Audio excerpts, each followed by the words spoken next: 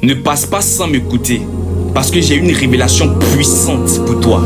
Je vais t'emmener dans le livre de 1 Corinthiens 4, verset 20, où il est écrit: car le royaume des dieux ne consiste pas en paroles, mais en puissance. Ce passage a ouvert mon esprit, au point où je me vois dans l'obligation de partager cette parole de connaissance avec toi. On nous parle du royaume des dieux, mais c'est quoi un royaume? Le royaume est une réalité spirituelle et non un discours. Le royaume ne se trouve pas dans les belles paroles ou les beaux discours. Le royaume des dieux ne se trouve pas dans la bouche, mais dans la manifestation de la puissance de l'esprit. Le royaume des dieux, c'est une preuve tangible. C'est la force divine qui produit des miracles, des délivrances, des transformations, des guérisons, les brisements des chaînes et un changement de vie. C'est la raison pour laquelle il y a une différence entre religion et royaume. La religion parle beaucoup, la religion discute beaucoup, la religion fait des débats, la religion divise les langues, mais elle ne peut rien changer. Or, le royaume des dieux démontre les réalités spirituelles et le véritable amour. Paul nous rappelle que son ministère n'est pas basé sur une éloquence humaine, sur une connaissance humaine et sur une flatterie de langage, mais sur la puissance de Dieu. Corinthiens 2, verset 4 nous dit ceci: ma parole et ma prédication ne reposaient pas sur les discours persuasifs de la sagesse, mais sur une démonstration d'esprit et de puissance. Jésus ne se limitait pas en parole, mais en démonstration. Jésus n'est pas un religieux, ni une tradition, ni une religion. Il est une relation personnelle avec tous. Même Satan maîtrise la Bible. C'est la raison pour laquelle il disait à Jésus qu'il est écrit: ne soyez pas surpris quand Satan reproduise les manifestations de Dieu par les miracles et les prodiges. Ne savez-vous pas que un maître peut tout enseigner à son élève, mais il y a une technique vitale qu'il cache pour lui-même, au cas où si l'élève tente de se rebeller contre lui, ça sera avec cette technique-là qu'il parviendra à le mettre KO. Les faux élèves, ce sont les fausses religions et les fausses doctrines. Les faux élèves, ce sont les faux hommes de Dieu et les servantes de Jézabel. Les faux élèves, ce sont les démons et les esprits impurs. Les faux élèves, ce sont les magiciens et les sorciers.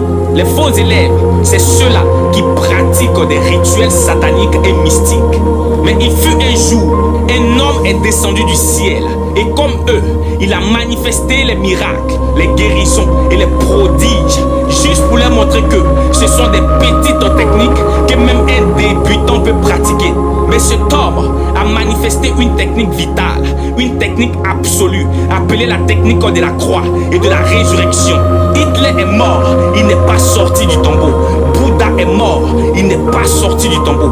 Baye est mort, il n'est pas sorti du tombeau. Les ancêtres sont morts, ils ne sont pas sortis du tombeau. Satan a été précipité sur la terre, il n'est plus remonté dans le ciel. Mais un homme, une entité, une divinité, une suprématie, un bulldozer appelé Jésus-Christ de Nazareth, il est mort, il est ressuscité le troisième jour. Il règne dans le ciel, sur la terre, il règne sous la terre, même dans les eaux. Il s'est fait agneau, il les a vaincus sur la croix de Golgotha par son sang. Jésus ne s'est pas limité en parole, mais en puissance et en démonstration.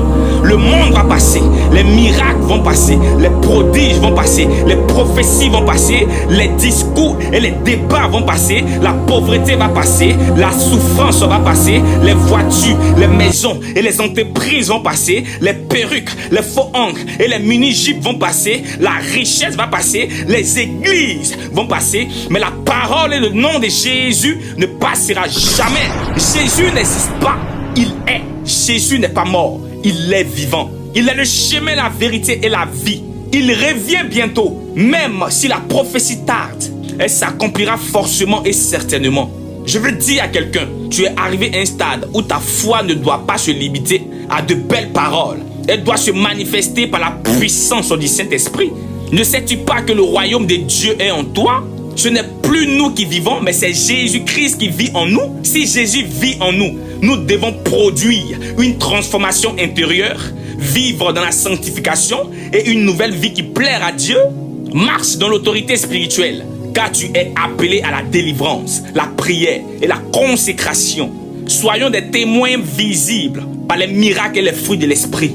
Je veux que tu retiennes ceci. Le royaume de Dieu n'est pas bavard, elle est démonstrative. Alors je déclare une prophétie sur toi maintenant.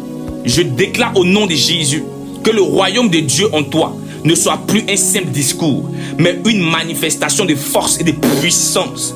Là où tu pries, que la puissance de Dieu se manifeste en toi. Tu ne seras plus limité qu'en parole, mais tu seras un canal de parole, de démonstration et de puissance du Saint-Esprit. Au nom de Jésus-Christ de Nazareth. Amen. Ne gâte pas ce message pour toi seul. Partage et sois béni.